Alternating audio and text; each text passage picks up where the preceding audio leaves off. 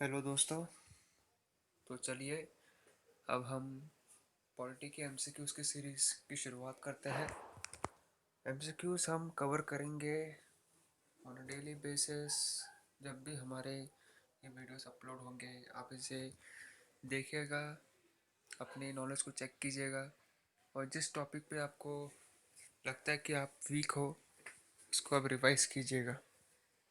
यहाँ पे हम सभी टाइप के मिक्स क्वेश्चंस करने वाले हैं जो कि आपकी इम्प्रूवमेंट एंड आपके जो करिकुलम है उसको चेक करेगा। चलिए शुरू करते हैं। यहाँ पे कुछ एमसीक्यूज कवर करते हैं। हम इस एमसीक्यूज की पूरी प्लेलिस्ट कवर करेंगे। तो ये पहला वीडियो है, चलिए शुरू करते हैं। पहला एमसीक्यू है कि when can the president when can the president refer a matter to the supreme court for its opinion. तो हालांकि सभी जो भी मैटर्स होते हैं एक्चुअली लास्ट में मनी बिल का हो या कोई भी बिल पास करना हो, सभी बिल्स ये प्रेसिडेंट के ऊपर ही सपोर्टिव होते हैं। प्रेसिडेंट ही इस पे लास्ट डिसीजन लेता है। बट एक्सेप्ट मनी बिल में क्या होता है कि मनी बिल में ये ऑलरेडी पहले से ही प्रेसिडेंट से होकर गुजरता है। पहले जो लोकसभा में जो ये मनी बिल को पास करते हैं उसके उससे पहले ये कैबिनेट मिनिस्टर प्रेसिडेंट की सहमति से लोकसभा में मनी बिल पास करते हैं। After that it goes to the Rajya Sabha, okay, and after that it goes to president again for signing the bill. But इस टाइम पे जब ये दोनों हाउसेस से पास हो चुका है, लोकसभा एंड राज्यसभा से, उसके बाद प्रेसिडेंट के पास आता है, तब प्रेसिडेंट किसी भी कारण की वजह से इस बिल को नहीं नहीं बोल सकते। उन्हें इस बिल को पास करना ही पड़ता है विद नो ऑब्जेक्शंस।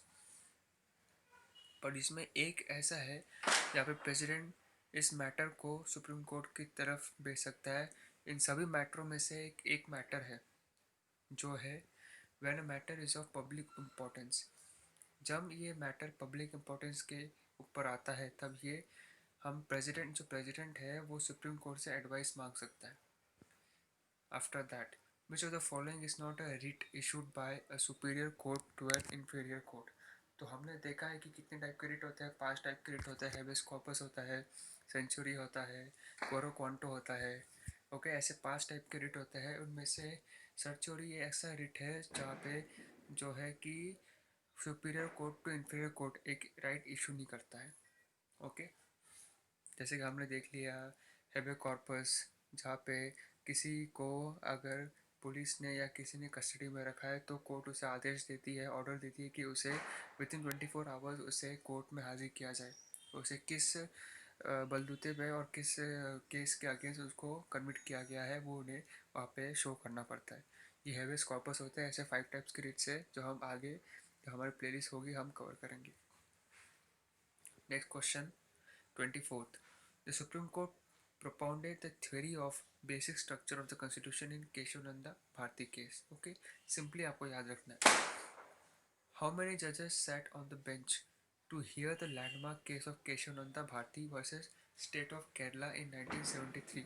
अभी ये जितने भी केसेस है ऑलमोस्ट ये अप्रॉक्सीमेट 20 to 22 ऐसे केसेस है वो आपको याद रखने हैं। ठीक है, उनमें से ये एक बहुत ही इंपॉर्टेंट केस है जो कि है केशव नंदा भारती केस। यहाँ पे आपको सीधा याद रखना है कि Keshav Nanda Bharati case and simply एक शॉर्टकट आपको बताता हूँ कि हर एक स्टेट में अलग अलग केसेस है।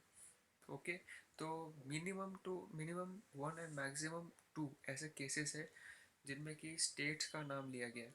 जैसे केरला में 1 या 2 केसेस रखते हैं तो आप शॉर्टकट याद रखना है केरला के साथ Keshav Nanda Bharati case. K means Keshav Nanda Bharati case. Okay, ऐसे आप याद रखिएगा, जल्दी आपको याद होगा। तो इसमें कितने जजेस का बेंच था? ओके, तो 13 जजेस इस केस में थे।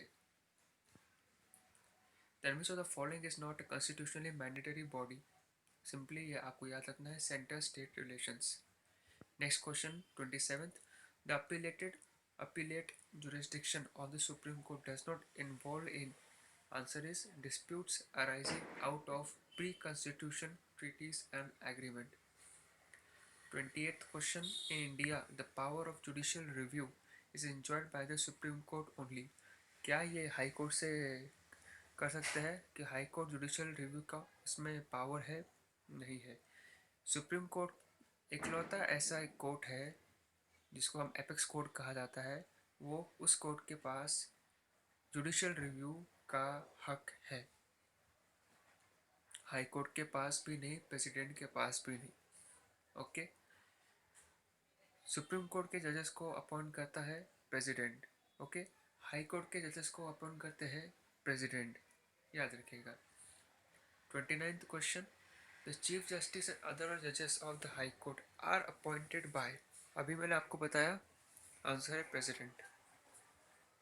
Next question 30, in criminal matters the highest court of appeal in a district is the court of second class magistrate. Simply आपको याद रखना है, ज़्यादा दिमाग लगाना नहीं है, क्योंकि जो अपने कॉम्पिटिटिव एग्जामिनेशन होते हैं पॉलिटी में क्वेश्चंस घुमा फिरा के यही क्वेश्चन पूछते हैं, कुछ भी डीप में नहीं पूछते। ओके, तो सिंपली आप याद रखिएगा। Next question 31, high court for 2 और more states and union territory may be established by law by parliament. तो जैसे कि आपको एग्जांपल बताता हूँ कि लक्षद्वीप एक अपना यूनियन टेरिटरी है। Okay, smallest union territory Lakshadweep है। एंड लक्षद्वीप का अगर हम देखें तो इसका हाई कोर्ट कहाँ पे बेस्ड है? इसका हाई कोर्ट है केरला में। लक्षद्वीप में कैसे पॉपुलेशन बहुत ही कम है, इसलिए हम उसका हाई कोर्ट वहाँ पे रख नहीं सकते। तो केरला ऐसा स्टेट है जहाँ पे केरला का भी हाई कोर्ट है एंड लक्षद्वीप का भी हाई कोर्ट है। इट मीन्स दोनों का हाई कोर्ट सेम है बट केरला में है। ओके, ऐसे कुछ कुछ स्टेट्स हैं हमारे इंडिया में जहाँ पे यूनियन टेरिटरीज के भी हाई कोर्ट्स हैं। Okay, next question is golden jubilee of Indian parliament. Golden jubilee of Indian golden jubilee of Indian parliament was celebrated on, simply 2002 याद रखिएगा। इतना आपको कॉम्प्लेक्स नहीं देंगे एसएससी इस एग्जामिनेशन के, आपको 2002 में 4 ऑप्शन दे दें। ओके, सिंपली याद रखिए 2002। ओके, आपको बहुत कुछ याद रखना है, डेट से याद रखोगे तो क्या क्या याद रखोगे। हाल फिलहाल में सब इतना ही देखो कि 2002 में ये गोल्डन जुबली हुआ था किसका? इंडियन पार्लियामेंट का। Okay, that's it. After that, who is the integral part of the Indian parliament? Indian parliament का इंटीग्रल पार्ट। ओके, एक्चुअली आपको बता दूँ इंडियन पार्लियामेंट में जो है 3 होते हैं, जैसे कि एक लोकसभा है, राज्यसभा है एंड प्रेसिडेंट है। ओके, दैट्स वाई यहाँ पे क्या कहा गया है, इसमें यहाँ पे कहा गया है कि president is an integral part of Indian Parliament because in Indian Parliament only it is composed of 3, that is Lok Sabha, Rajya Sabha and President. Okay, now who represents the nation but does not rule the nation? Okay, this is simple, answer is President because nation को rule करने वाले हमारे prime minister है। Okay, यहाँ पे India में authority ज़्यादा prime minister के पास है, सिमिलर टू यूएस में प्रेसिडेंट के पास है। ओके, याद रखिएगा। Next is, in the presidential election, electoral college, party parity between center and the state has been maintained. चलिए नेक्स्ट क्वेश्चन देखते हैं। Indian constitution has distributed 36th question, Indian constitution has distributed the powers between the centre and state. Obviously अभी क्या है, हमारा जो country है India वो बाय डेमोक्रेसी है। ओके, ड्यूअल डेमोक्रेसी है। क्यों? क्योंकि यहाँ पे जो पावर्स है वो सिर्फ सेंट्रल के पास नहीं है, वो स्टेट के पास भी है। ओके, स्टेट के पास भी कुछ सब्जेक्ट्स है जो उनके अंडर में है, उनके अंडर कंट्रोल है। ओके, सेंटर के पास भी कुछ सब्जेक्ट्स है जो कि उनके अंडर कंट्रोल है। ओके, दैट्स वाई ये ड्यूअल डेमोक्रेसी है, इसलिए Indian constitution has distributed the powers between the centre and states. Now who is the chairman of the Rajya Sabha? Obviously vice president. Vice president को हम x official chairman of Rajya Sabha भी कहते हैं। Okay, याद रखिएगा, चेयरमैन और x official chairman of Rajya Sabha vice president. Okay, the speaker is elected by the members of, जो speaker है, स्पीकर माने लोकसभा का स्पीकर। ओके, जो भी स्पीकर है उसे इलेक्ट करने वाले लोकसभा के मेंबर्स ही होते हैं। Okay, okay, next question is the president of India is, okay, president of India is elected. Okay, कुछ तो इसमें प्रॉब्लम है इस क्वेश्चन में।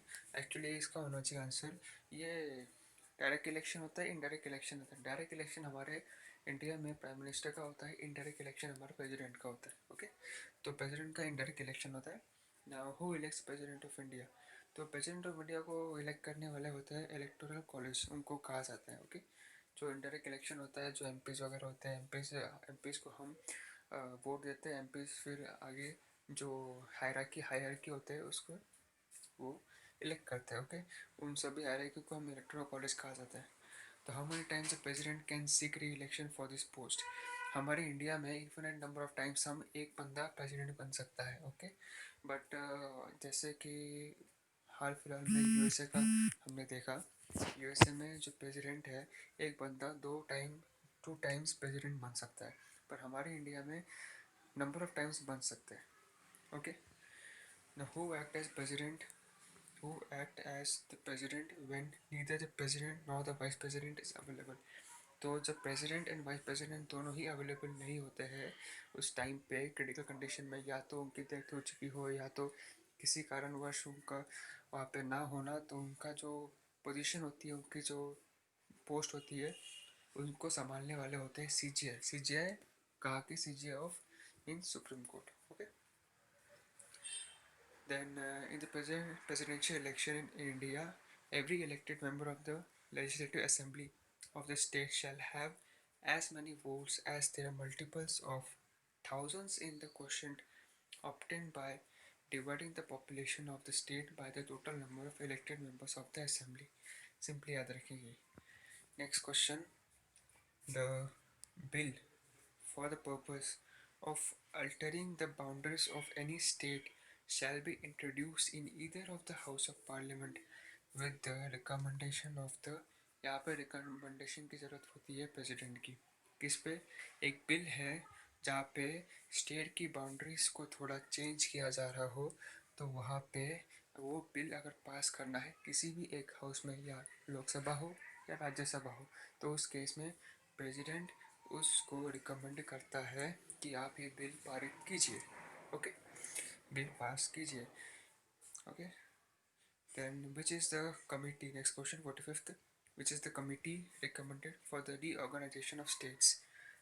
याद रखिए सिंपल, फजल अली। यहाँ पे कुछ अंडरस्टैंडिंग का पार्ट नहीं है, सिंपली यहाँ पे आपको याद रखना है कौन सी कमेटी का नाम। Next question, which act has been enacted by the parliament by exercising its power under the article 3 of the constitution? States Reorganization Act. Next question 47th, states will be reorganized by the parliament under the article 3 of the constitution on the linguistic basis. तो चलिए ये थे कुछ MCQs, ऐसे ही हम पूरे MCQs one by one her video में cover करते रहेंगे। तो आप चैनल को सब्सक्राइब कीजिएगा। यहाँ पे हम इंडियन पॉलिटी, ज्योग्राफी, हिस्ट्री सभी के नंबर ऑफ एमसीक्यू सॉल्व करेंगे, जिससे आपके जो एग्जामिनेशंस है आपको बूस्टअप मिलेगा। ओके, आपको श्योरिटी मिलेगी कि भाई हमने जितने एमसीक्यूज सॉल्व किए हैं, ओके, मैं श्योरिटी देता हूँ कि ये जो क्वेश्चंस है, ये क्वेश्चंस एक्चुअली आपके प्रिपरेशन लेवल को बूस्टअप करेंगे। ओके, तो stay tune, stay focus, subscribe to our channel. Okay, and daily visit our website, daily visit our YouTube channel for to get more videos on it. Thank you.